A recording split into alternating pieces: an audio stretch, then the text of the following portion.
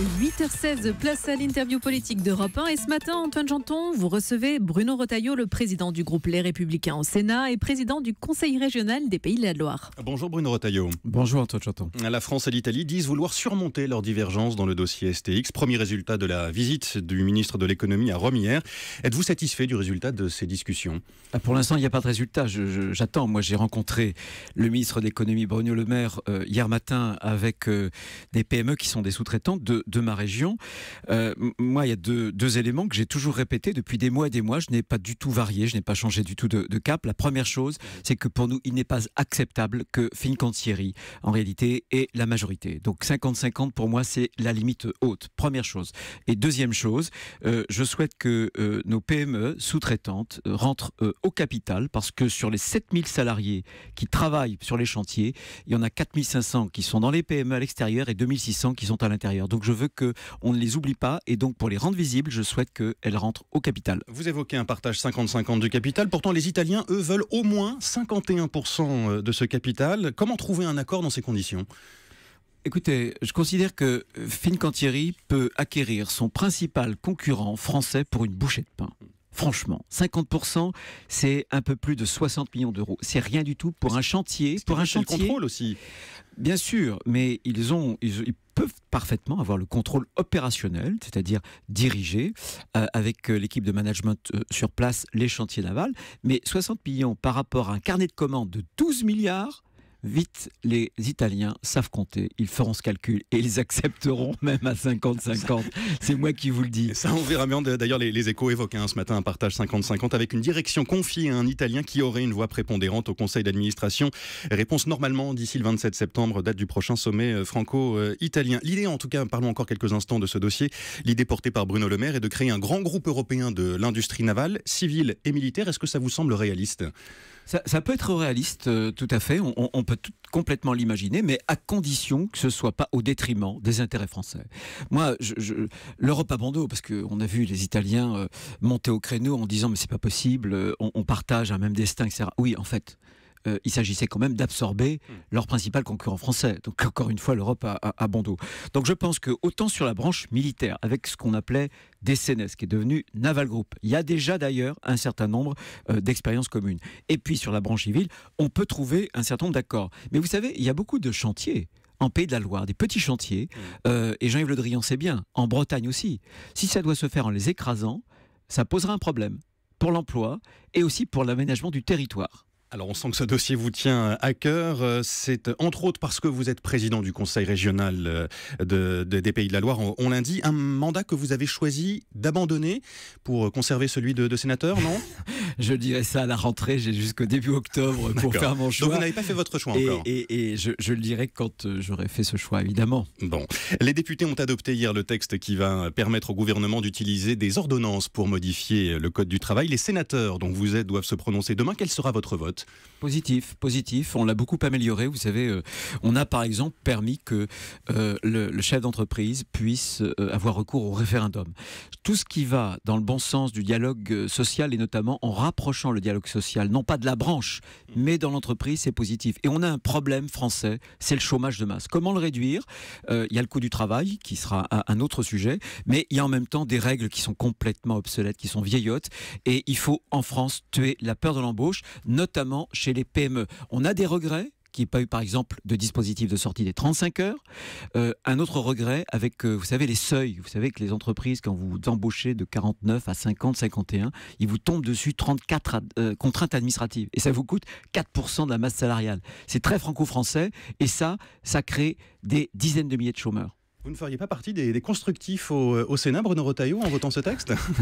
Non, mais la ligne, nous, au Sénat d'abord, ça n'est pas l'Assemblée nationale.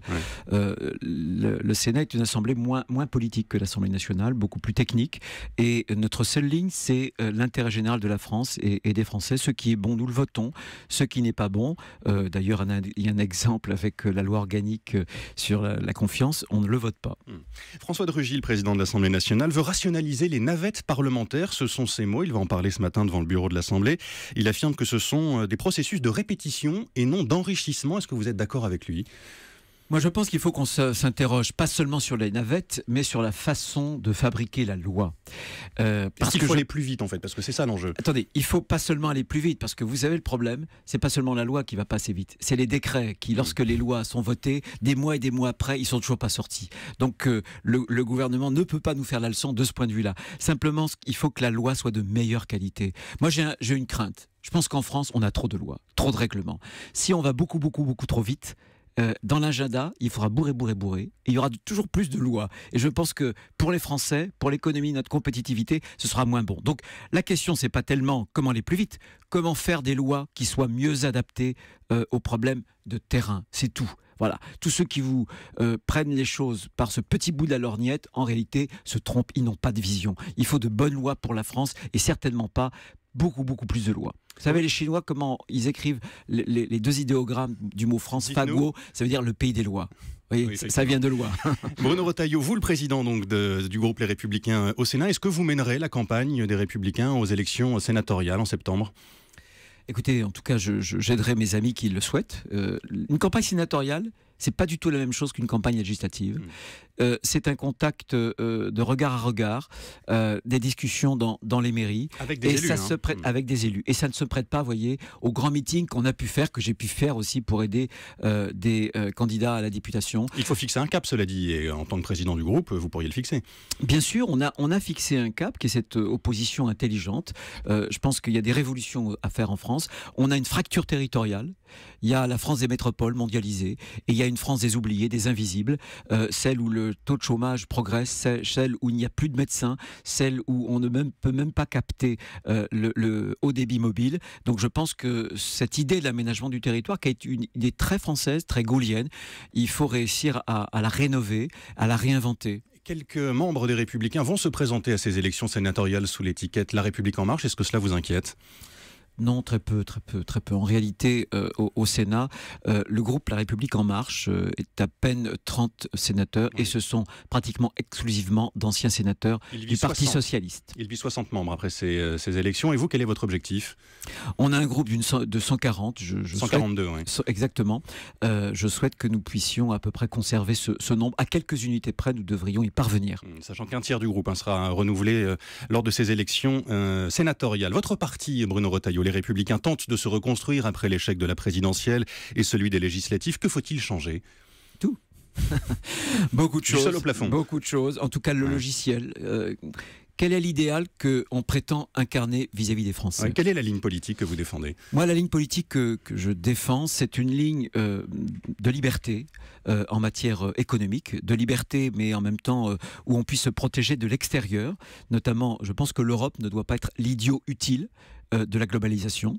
Je défends une ligne d'autorité. La sécurité, c'est important, c'est en même temps un droit pour les Français et un certain nombre de valeurs. Je pense que cette fierté française, elle est importante. Je pense qu'il faut que les Français retrouvent confiance en eux-mêmes et en leur pays. Ça sera une des conditions pour faire des réformes ambitieuses. Pourriez-vous vous présenter à la tête du parti ?